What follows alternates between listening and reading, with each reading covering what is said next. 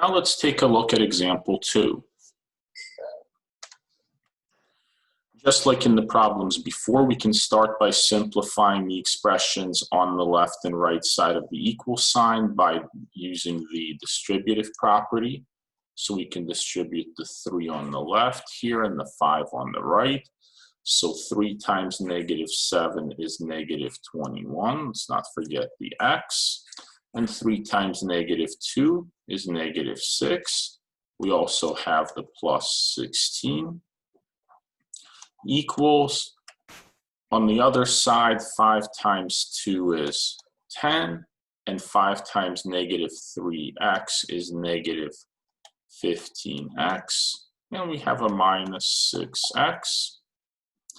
Again, we can combine like terms because we have the minus 6 and plus 16 on the left, and the minus 15x and the minus 6x on the right.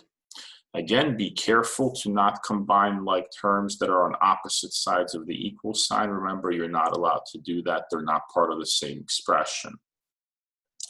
So we have on the left negative 21x that we're bringing down, and negative 6 plus 16 is plus 10 equals 10.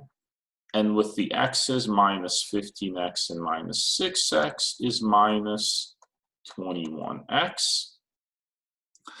At this point, you're probably noticing, hey, we have a negative 21x on both sides of the equation. So if I get rid of one, I must get rid of the other, right? So if we add the 21x to both sides of the equation, we have the minus 21x plus 10 plus 21x equals 10 minus 21x plus 21x. You see that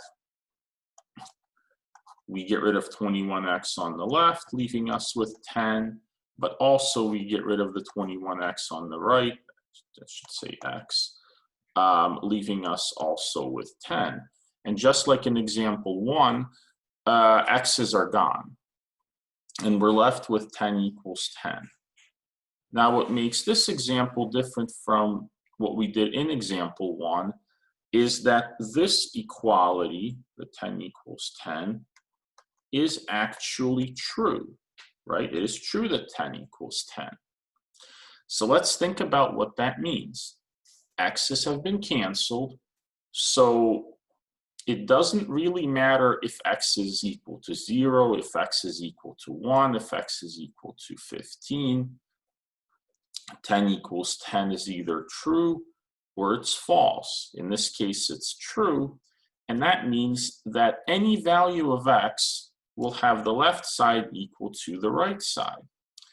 And so, well, how could we write our answer? Well, I could start listing numbers, like x could equal 1, 2, 3, 4, but I can't possibly describe all the numbers like that, right? Because x could literally be any number, right? We could like negative 0.5, right? You can't describe all the numbers just by listing them. Well, I could say that there is an infinite number of solutions. But that's not quite right either.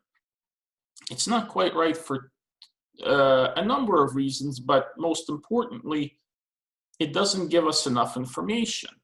Infinite number of solutions could just mean all numbers bigger than 2. There's an infinite amount of numbers bigger than 2. It doesn't really quite say exactly what we want to say.